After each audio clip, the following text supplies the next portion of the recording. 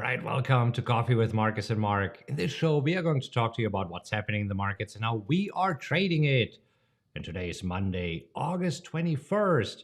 And oh boy, the Nasdaq tumbles for a third consecutive week, the first since December. Also, the S&P, Dow are down. So is the market melting down? All of the indices are trading below the 50-day moving average. We will take a look at this. We'll also show you our current positions and how those are doing. And I might have a few more new trades for you on my post-it. Okay. Anyhow, if this is your first time here, I'm Markus Heitkoetter. This super smart guy over there is my head coach, Mark Hodge. And we're real traders who trade live accounts. So therefore, we got a lot of trading experience and we're showing you how we trade these crazy markets. So trust me, we know our stuff and we're not afraid to tell you like it is. So if you're here looking for some honest insights into the fascinating world of trading, you are in the right place. And with that said, I mean, Mark, stocks just can't seem to catch a break lately. I mean, the Nasdaq, a 4-day losing streak last week. It has been a bit of a rocky few days or a rocky few weeks. The Nasdaq down for the third week straight, first time since December that we saw that, and the S&P down for 3 weeks as well. Last time we saw that was in February, and the Dow having a rough week as well. Yeah, and we talked about it. I mean, all three major indices now trading well below their 50-day moving average, which is typically a bearish signal and meaning that we might actually, go further down, melt down some more. What do you think? Well, let's first talk about it. What's contributing to all this, and then we talk about the outlook here.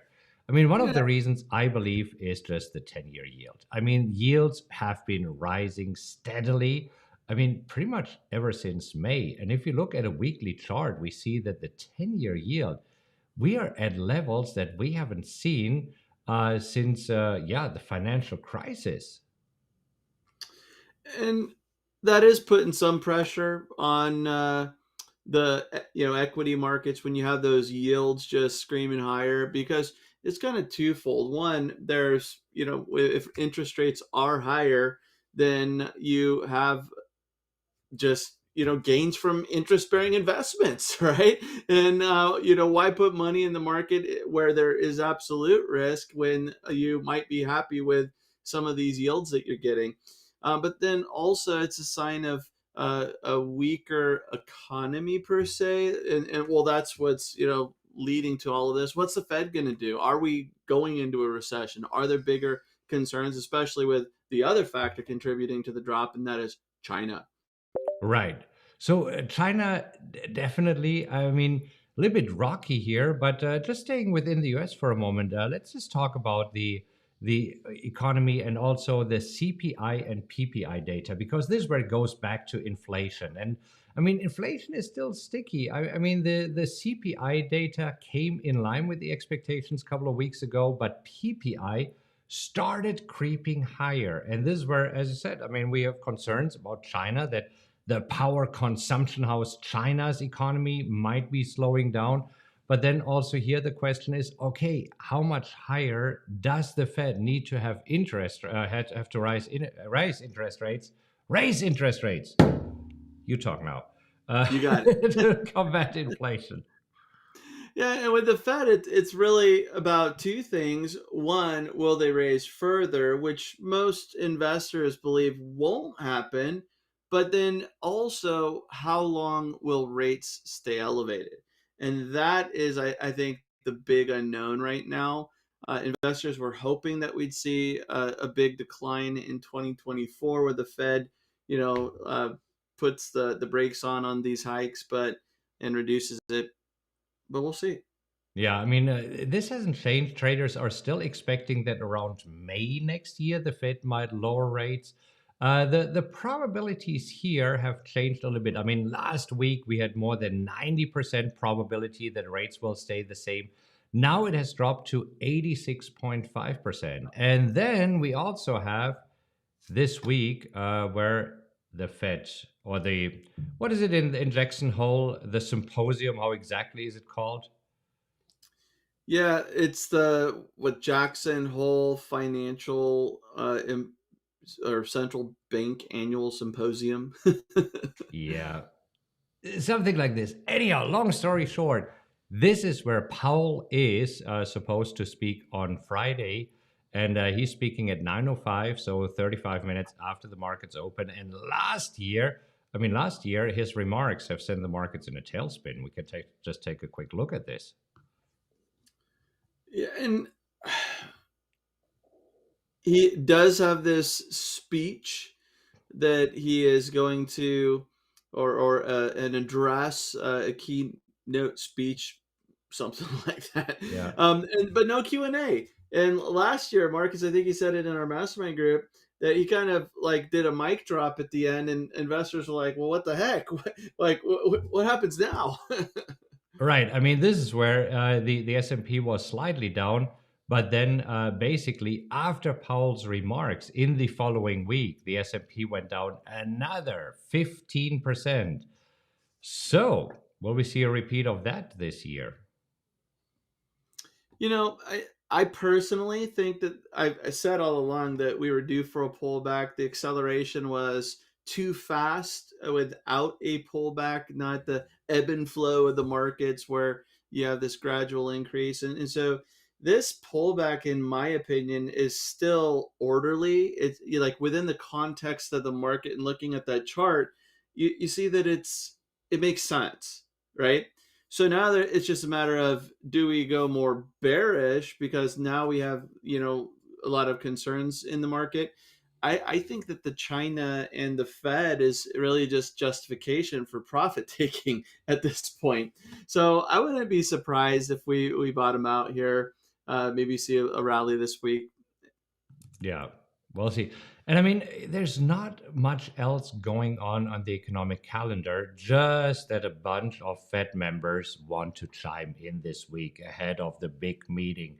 So Sure. tomorrow we have FOMC member Bauman speaking. We have Goldsby speaking tomorrow. Then on Thursday we have Harker speaking. Friday morning Harker speaking ahead of Powell. So we hear from a few Fed members. But other than this, not a whole lot that is moving the markets here, because also the earnings calendar. I mean, it's winding down. It's winding down. I think the big one this week will be Nvidia. Oh, absolutely. Nvidia is the biggest. We also we have Lowe's tomorrow before the bell, Nordstrom today after the bell, Macy's at some point, and Tomorrow. Kohl. So there's it's retail, right? It's winding down. Right, it's winding down. So we see it here in terms of most notable stocks, only 15 reporting this week. I mean, obviously there's more. If you look at all, we see that this week there's still 122 reporting, but considering that the previous weeks we had 10 times as many stocks reporting, Yeah, it's definitely winding down. So we're I winding love down that, here. by the way. Huh? I love that little snapshot there. Right, makes it so easy to see what's happening and how we are winding down and what's going on. Yeah, I think Yeah, the dev team did a great job here with our earnings calendar. So I much like better it. than most of the others. All right. Now, before we take a look at our positions, we also need to talk about Tesla. This is everybody's darling to trade. It's, I think, one of the most privately held stocks in private retail investors' portfolio. And Tesla is just has been on a losing streak for the last few weeks. I mean, this morning bouncing back decisively 5% because, again, I think there's a little bit of an oversold situation. Yeah, I mean, such a quick pullback there. At some point, the losing streak comes to an end, and there is a little bit of talk from some analysts mentioning the Cybertruck, but I think it's Monday kicking off, and investors thinking, okay, maybe here's a buying opportunity. Yeah. All right. Talking about buying opportunities, let's take a look at our positions, and then also let's see what possibilities are popping up. First of all, one of the stocks that we got assigned in ALB, making a really nice pop this morning, a little bit pulling back, but still up 2%. And this is where we both were able to sell calls against our existing positions. We were, and we actually sold calls at the same strike. Although I own shares at 190, I decided to go one strike higher, try to make some money on the stock as well as that premium collected. I was able to get $2 this morning for the calls that I sold, and Marcus, you sold same strike and got a buck 80, right? Yeah. And for you, it would be great because, wait, the strike price was 192.50, but Yep. you got assigned at 190. So this means that you're making some nice premium. And in addition, you could potentially make some money on the stock because you bought it for 190. If you're getting called away at 192.50, you make $2.50 per share that you own. So that could be a nice little bump in the profits. Exactly. And if we look at support levels, I think that getting back up to 195 is totally reasonable. And that's where squeezing out a little extra profit on the stock side and getting good premium to lower the break even makes sense. So I'm making money if we look at the break even right now. I'm making money based on my break even though I'm assigned at 190. And I like the chart. So I would love to probably rally this up, try to squeeze out some profit on the way up to 195, maybe 200. You never know, depending on if we get a little bit of a shift in market environment here. Yeah, we shall see. We shall see. Now, on the other hand, CSIQ this morning lower by 1.5%. That's not what we want to see. We want to see if there's a little bit of pop. CSIQ reporting earnings tomorrow before the opening. So, and we looked at the earnings analysis quite a few times already. That typically we should have here a pretty good pop tomorrow. Let's hope that this trend that we usually see continues. Hoping that is the case. And it's interesting because I go to the heat map, Marcus.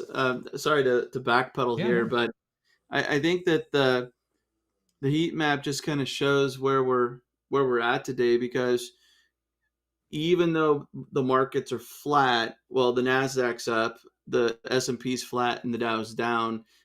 We see that the gains really for the S&P are driven by some of the big names, right? Yeah. Like Tesla, Nvidia, Meta, Microsoft, but a lot of red. And industrials down a little bit, energy down a little bit. So I think that's the drop in CSIQ is comparable to what's going on in energy anyway, right? So again, we'll see what happens tomorrow. So we'll be super exciting. Make sure that you tune in tomorrow, but we are not done yet. We'll show you some more of the stocks that we are in, and then if you want, we can show you what we are looking at that looks interesting to trade.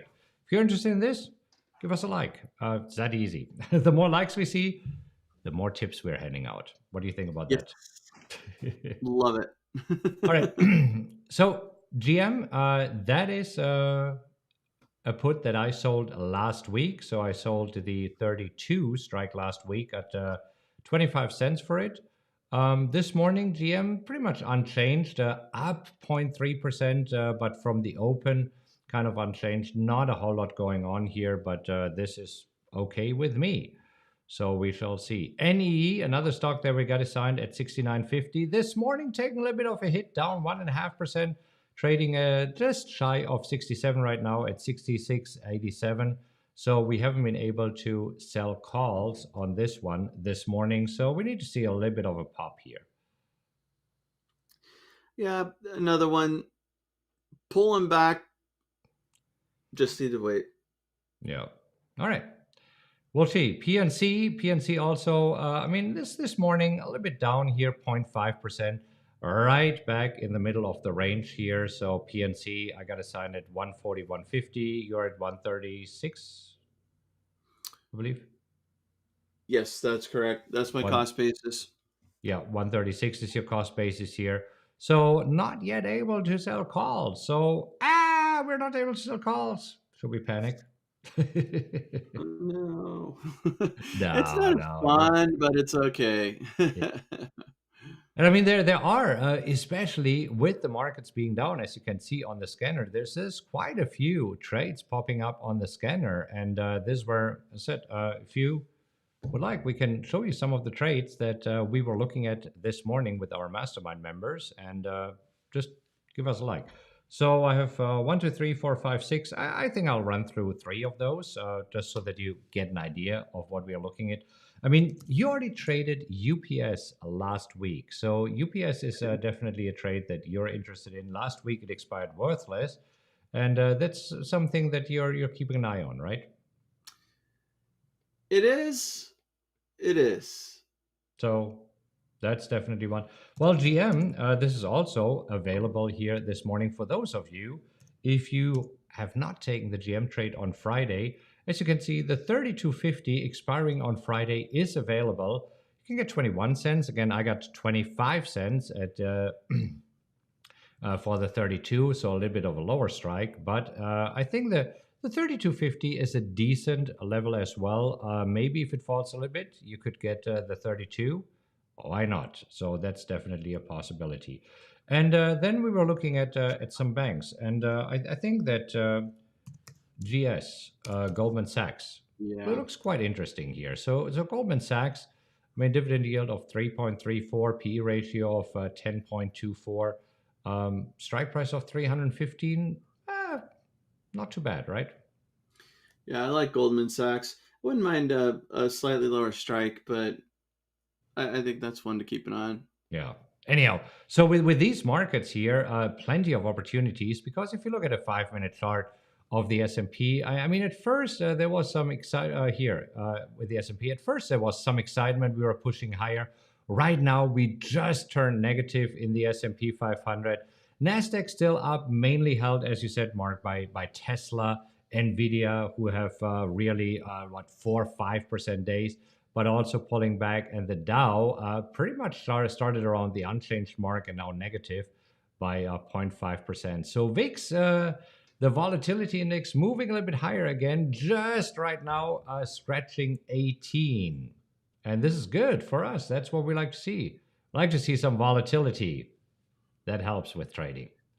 Love volatility. Volatility can be a trader's friend, especially if you like getting paid for options. Yeah. And again, it depends on your trading strategy. Every trading strategy is different. We're showing you the trading strategy that we like to trade here, which is the wheel strategy. By the way, there's a link in the description to the book that I wrote on the wheel strategy. So check this out. If you enjoyed the show, give us a like, subscribe to the channel, and then we'll see you again tomorrow. Happy trading, everybody.